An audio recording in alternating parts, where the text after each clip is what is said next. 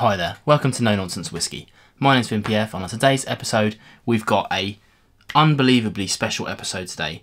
Now you guys won't know this anymore because I used to put the number of the episode in the title, but I've not done that for many a year now, so probably a lot of you new viewers to me won't even know that I did that. But I keep track of it in the background.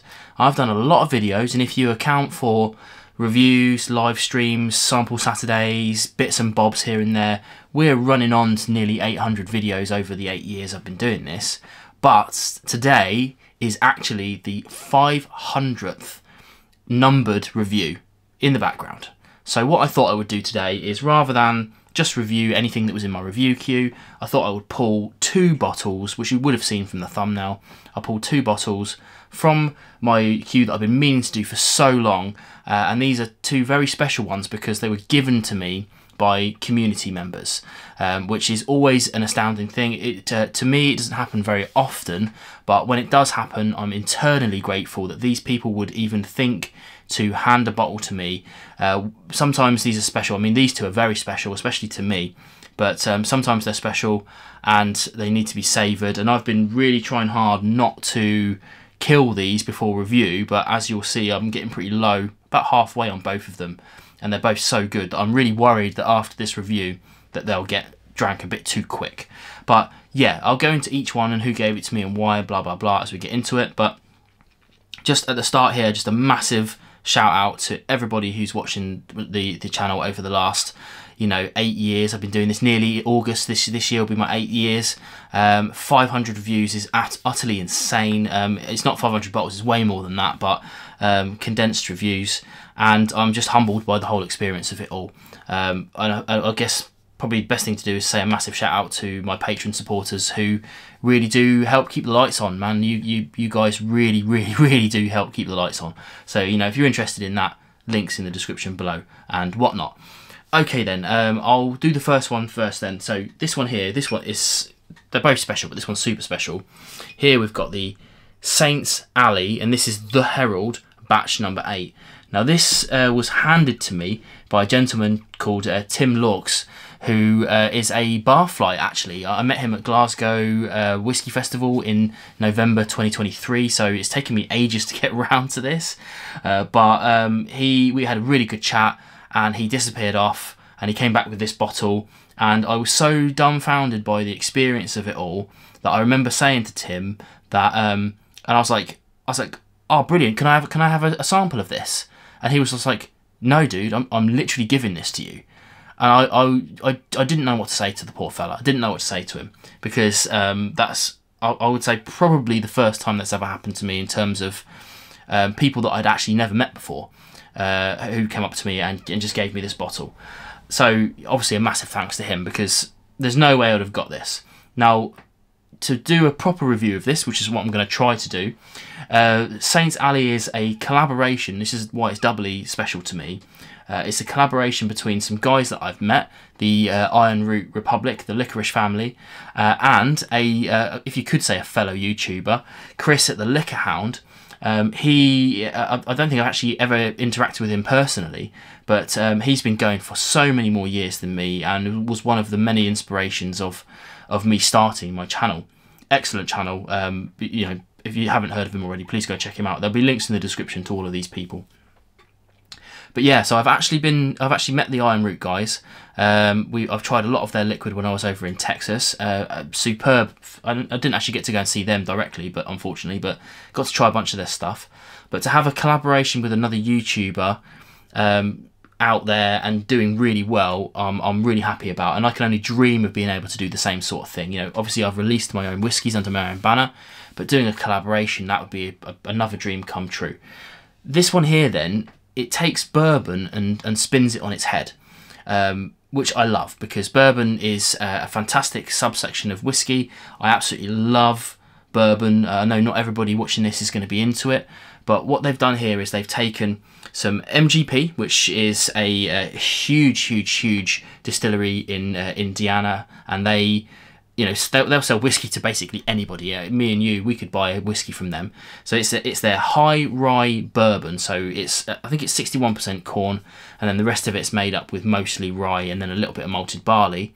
So still a bourbon. I imagine because it's called bourbon, you know, this will all be virgin oak, blah blah blah.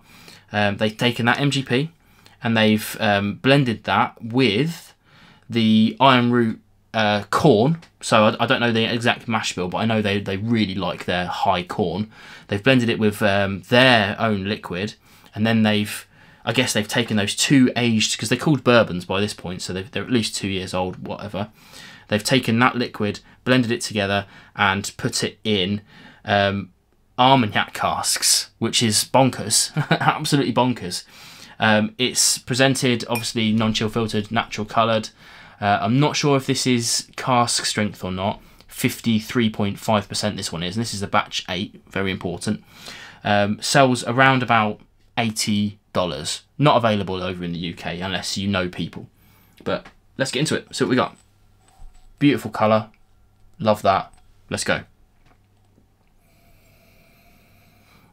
Now for me, it's a lot of creamed corn. It's I put down Butterkiss popcorn. I don't know. Again, I say this a lot. I don't know how far-reaching that is, but it's a kind of pre-made popcorn that's covered in like almost toffee, almost. But on the back end, I'm getting some figs and some prunes, which is really interesting. Absolutely beautiful nose. It's bourbon with a little weird inflection to it that I think that if you were tasting this blind, you would have no idea. You'd taste it and go, it smells like bourbon, but there's something about it. Let's try on the palate.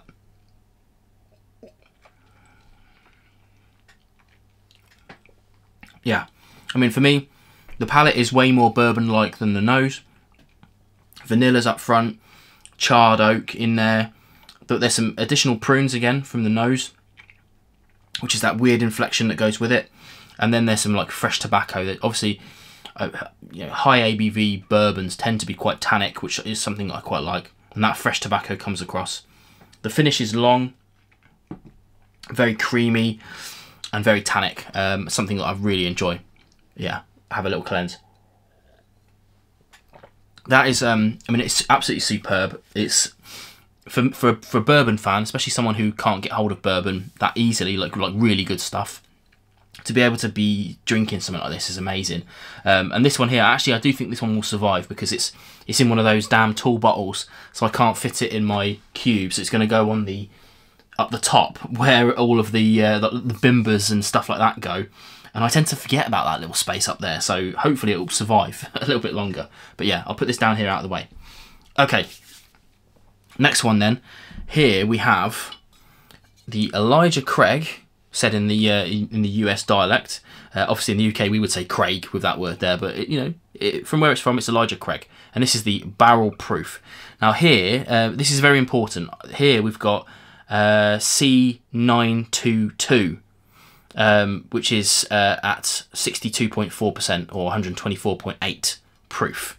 Now that's important because all of these barrel proofs are different. Every single one of them. They've got a different ABV, they've got a different flavour profile. So based on this video, you can't go out and buy any other bottle of this and expect to get the same experience that I'm getting. You'll have to go and get the exact same bottle.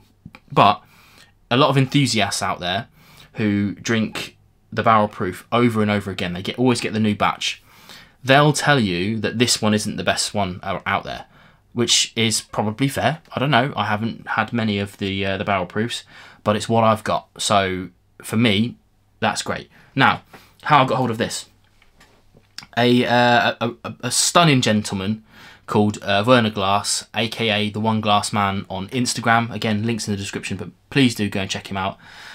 He lives over in the US, and I got a call from him to say he was going to be fairly local to me. And I was really worried that it wasn't going to happen. You know, we to and froed a little bit and trying to make it meet up. You know, I've got a fairly young family. They have to be priority number one, and it was going to be a real struggle. In the end, I mean, I was planning on getting a train over, but it was getting later and later and it wasn't going to happen. In the end, I decided I was just going to drive over just to meet him. At this point, all we'd done is arrange to meet up. There was no preconceptions, there was no ideas of bottles changing hands or anything like that.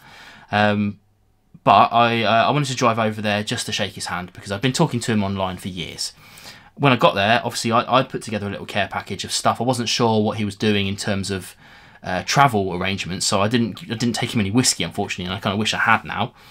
But I did take him a care package full of things of no nonsense whiskey vibes, coins and hip flasks and stuff like that I've got lying around.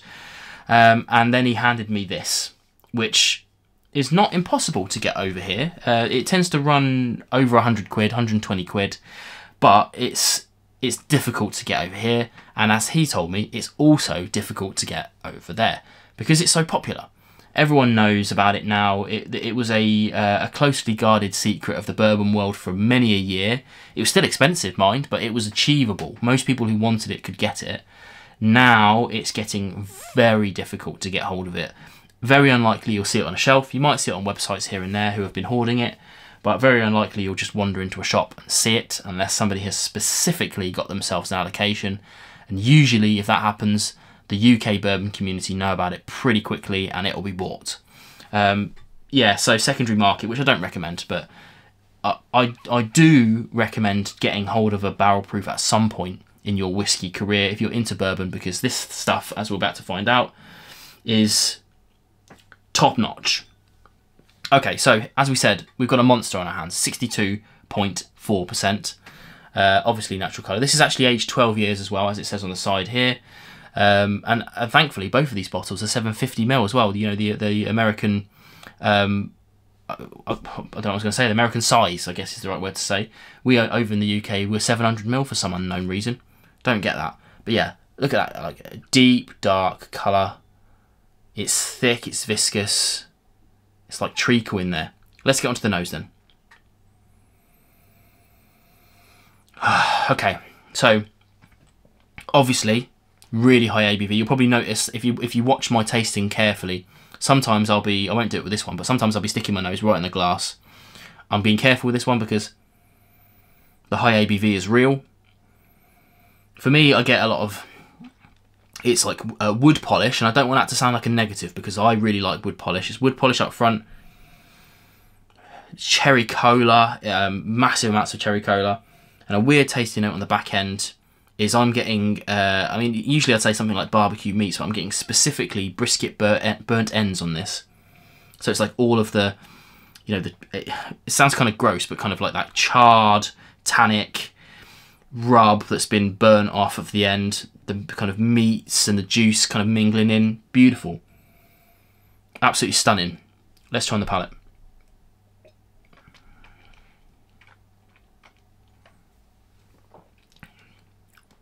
Like, what a monster.